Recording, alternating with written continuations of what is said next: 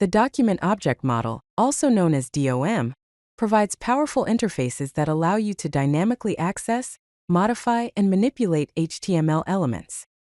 Understanding DOM elements is crucial for creating interactive web applications. In this code snippet, you can see basic DOM element operations. We are using the querySelector method to select an element with the class myElement. Then we are manipulating its content using the textContent property and setting its class attribute using setAttribute method. Finally, we add an event listener to handle user interaction, such as a click. Let's explore some core properties of DOM elements. The textContent property gets or sets the raw text content of an element. innerHTML gets or sets the HTML content of an element, including tags. innerText gets or sets the rendered text content of an element.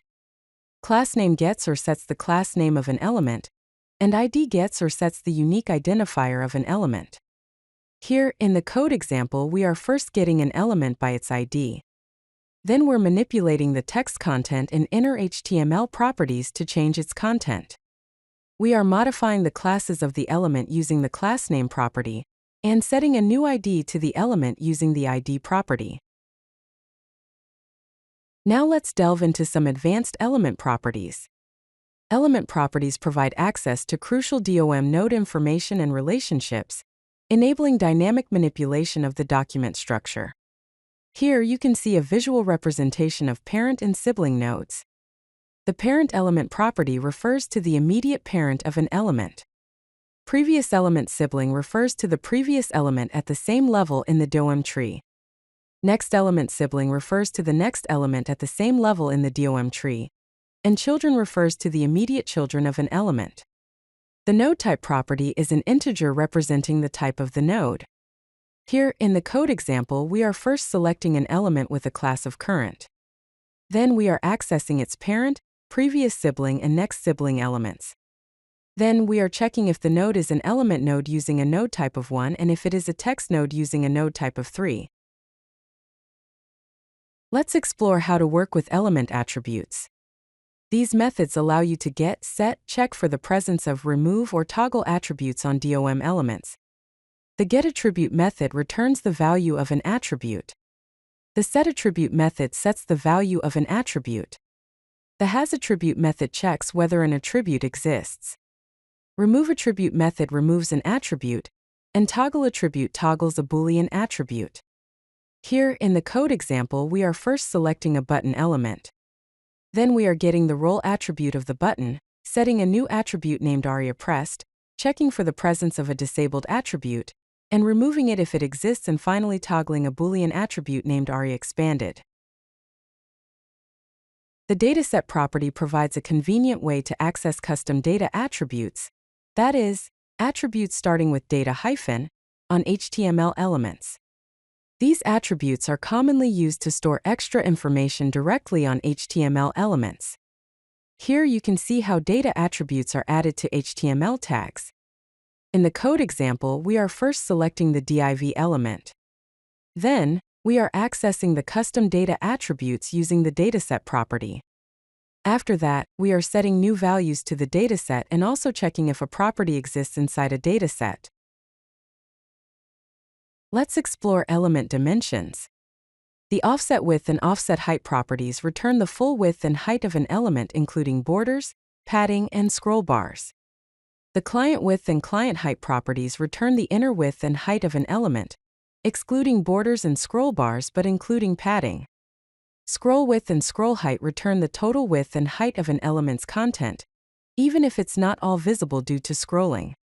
Here, in the visual, you can see the visual representation of these measurements. In the code example, we are first selecting an element with a class of box. Then we are accessing offsetWidth and height properties, clientWidth and height properties, and scrollWidth and height properties. Let's take a look at element positioning properties. These properties provide coordinates of an element relative to its offset parent, the viewport, or the document. The offsetLeft and offsetTop properties provide the position of the element relative to its offset parent, which is the nearest positioned ancestor. The getBoundingClientRect method returns an object that provides the position of the element relative to the viewport. PageXOffset and PageYOffset properties return the number of pixels the document has been scrolled horizontally and vertically. Here you can see a visual representation of offsetLeft and offsetTop properties. In the code example, we are first selecting an element with a class of target. Then we are accessing offsetLeft and offsetTop properties, and also getting the position relative to the viewport using getBoundingClientRect method. Finally, we are getting the position relative to the document using PageXOffset and PageYOffset properties. The getBoundingClientRect method returns a DOMRect object, which provides detailed information about the element's size and position relative to the viewport. Here, you can see a visual representation of various parameters returned by the method. In the code example, we are first selecting an element with the class name of box. Then we are calling getBoundingClientRect method to get an object with various properties. Then we are logging the top, left, right, bottom, width, height, x and y properties in the console. Let's discuss element scrolling properties. Elements with overflow content provide various properties and methods to control and monitor scrolling behavior. ScrollTop and scrollLeft properties represent the number of pixels an element's content is scrolled vertically and horizontally. ScrollHeight and scrollWidth properties represent the total height and width of the content inside the scrollable element. The scrollTo method is used to smoothly scroll to a specific position in the element. The scrollIntoView method scrolls the element into the visible area of the viewport. Here you can see a visual representation of client height and scroll height. In the code example, we are first selecting an element with a class of scrollable. Then we are accessing scrollTop and scrollLeft properties. We are also accessing scrollHeight and scrollWidth properties. Then we are calling the scrollTo method with smooth behavior, and finally we are using scrollIntoView to scroll the element to the nearest block in the viewport. Let's look at some practical applications of DOM manipulation. In the first example, we have a function to create a tooltip. It creates a div element, styles it, and adds it to the document's body, using getBoundingClientRect to position it.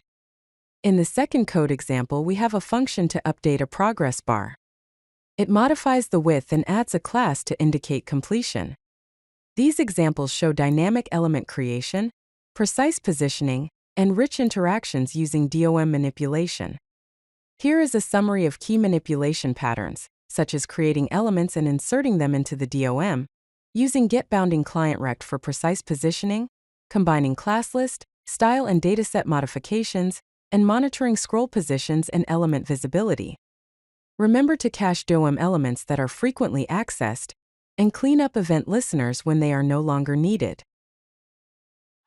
If you like this video, hit that like button and don't forget to subscribe. Visit CodeLucky.com for more such useful content.